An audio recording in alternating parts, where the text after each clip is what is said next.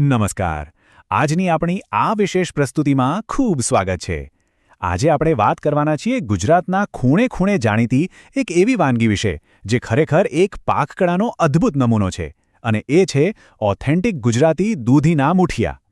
આ એક એવો નરમ અને ચટાકેદાર નાસ્તો છે ને જે ખાવામાં જેટલો મજેદાર છે બનાવવામાં પણ એટલો જ રસપ્રદ છે. તો ચાલો આ અદ્ભુત સફરની શરૂઆત કરીએ. હવે એક બહુ જ સામાન્ય પ્રશ્ન જે લગભગ દરેક ઘરમાં જોવા મળતો હોય છે, શું બાળકો દૂધી ખાય છે? મોટાભાગના ઘરોમાં માત્ર દૂધીનું નામ પડતા જ બાળકો અને કદાચ અમુક મોટાઓ પણ તરત જ મોઢું બગાડતા હોય છે, રાઈટ? પણ આ મુઠિયાની રેસિપી એ આ સમસ્યાનો એકદમ અલ્ટિમેટ અને ફૂલ પ્રૂફ ઉકેલ છે. આ રેસિપી એટલી સચોટ છે કે દૂધી ન ખાવાવાળા પણ સામેથી માગીને ખાશે. વિભાગ 1 the flavour builders and structural components. તો આ અણગમતા શાકભાજીને એક સ્વાદિષ્ટ વાનગીમાં બદલવા માટે કઈ કઈ વસ્તુઓ જોઈએ? જોવા જઈએ તો મુઠિયાનું સામગ્રીઓને આપણે બે સ્પષ્ટ ભાગમાં વહેંચી શકીએ છીએ. એક તરફ છે એનું સ્ટ્રક્ચર બનાવતી મુખ્ય સામગ્રીઓ, જેમ કે 2 કપ છીણેલી દૂધી, 1.5 કપ ઘઉંનો કરકરો લોટ અને અડધો કપ ચણાનો લોટ એટલે કે બેસન. આ બધું મુઠિયાનો બેઝ બનાવે છે. અને બીજી તરફ છે વઘારની સામગ્રીઓ, તેલ, રાઈ, તલ, મીઠો લીમડો અને હિંગ. આ બધા એવા એરોમેટિક એલિમેન્ટ્સ છે જે અંતે મુઠિયામાં એક અદ્ભુત અને ગરમાગરમ ચટાકો ઉમેરશે. અને હવે વાત કરીએ સૌથી અગત્યના ભાગની. મુઠિયાનો અસલ સ્વાદ આવે છે ક્યાંથી? આના માટે વપરાય છે 2 મોટી ચમચી આદુ, લીલા મરચાં અને લસણની પેસ્ટ. સાથે જ હળદર, લાલ મરચું, ધાણા જીરું અને થોડો ગરમ મસાલો. પણ અહીં સૌથી ક્રુશિયલ પોઈન્ટ છે પેલા ખાટા-મીઠા સ્વાદનું કોમ્બિનેશન. એક આખા લીંબુનો રસ અને સાથે 2 ચમચી ખાંડ અથવા ગોળ. આ વિશિષ્ટ મિશ્રણ જ મુઠિયાને તેનો ક્લાસિક અને એકદમ ડીપ ફ્લેવર આપે છે.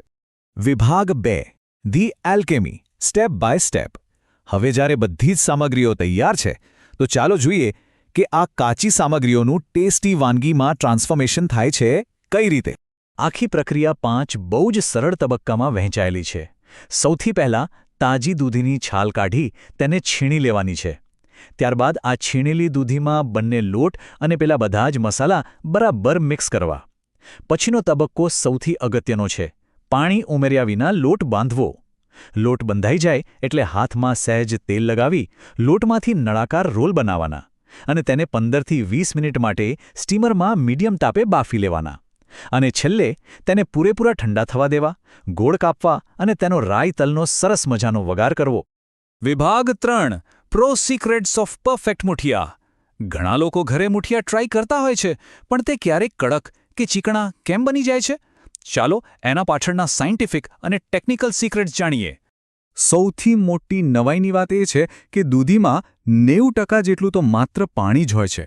આ બહુ જ રસપ્રદ હકીકત છે અને આ જ એક્ઝેક્ટ કારણ છે કે લોટ બાંધતી વખતે બહારથી એક ટીપું પણ પાણી ઉમેરવાનું નથી.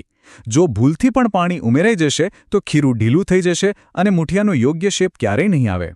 બીજું સિક્રેટ છે બાઇન્ડિંગનું. મુઠિયા ગળામાં ન ડૂચે અને મોઢામાં મૂકતા જ ઓગળી જાય એવા એકદમ નરમ કઈ રીતે બને? એના માટે લોટમાં 2 ચમચી તેલ અને 1 ચપટી ખાવાનો સોડા ઉમેરવો ખૂબ જરૂરી છે.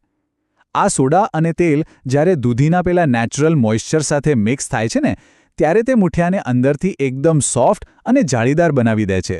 હવે એ પ્રશ્ન થાય કે ઘઉંનો કરકરો લોટ જ શા માટે વાપરવો? જુઓ, કરકરો લોટ વાપરવાથી મુઠિયાને એકદમ પરફેક્ટ અને સોફ્ટ ટેક્સચર મળે છે. તેના બદલે જો માત્ર રોટલીનો ઝીણો લોટ વાપરવામાં આવે તો મુઠિયા ચીકણા અને ચાવવા પડે તેવા હાર્ડ બની શકે છે.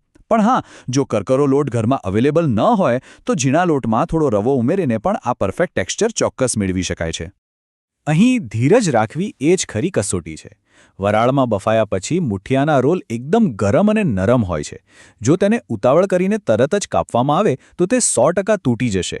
તેથી મુઠિયાને કાપતા પહેલાં તેને રૂમ ટેમ્પરેચર પર પૂરેપૂરા ઠંડા થવા દેવા એ અત્યંત ક્રુશિયલ સ્ટેપ છે. આનાથી તેમનું સ્ટ્રક્ચર જળવાઈ રહેશે અને કટિંગ એકદમ ક્લિયર થશે. વિભાગ 4 the reveal and final dish. ચલો હવે જોઈએ આપણી બધી જ મહેનતનું પરિણામ. આ રેસિપીની સૌથી મોટી જીત એ વાતમાં છે કે ખાનારને ખબર પણ નહીં પડે કે આની અંદર દૂધી છુપાયેલી છે. શરૂઆતમાં આપણે જે મોટી સમસ્યાની વાત કરી હતી તેનો આનાથી બેસ્ટ ઉકેલ બીજો કોઈ હોય જ ન શકે. એક એવું શાક જે કોઈને જોવું પણ નથી ગમતું તે હવે એક એવી વાનગીમાં બદલાઈ ગયું છે જેને લોકો વારંવાર માગીને ખાશે.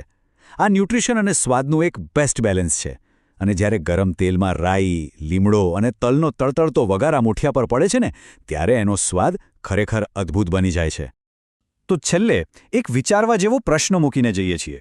બીજી એવી કઈ વાનગીઓ હોઈ શકે જેમાં શાકભાજીઓને આટલી જ સરળતાથી અને પરફેક્ટલી છુપાવી શકાય?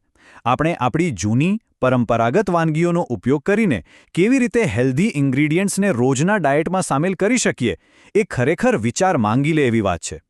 આજની આ પ્રસ્તુતિમાં બસ આટલું જ. આ સફરમાં જોડાવા બદલ ખૂબ ખૂબ આભાર. આવી જ રસપ્રદ માહિતી સાથે આપણે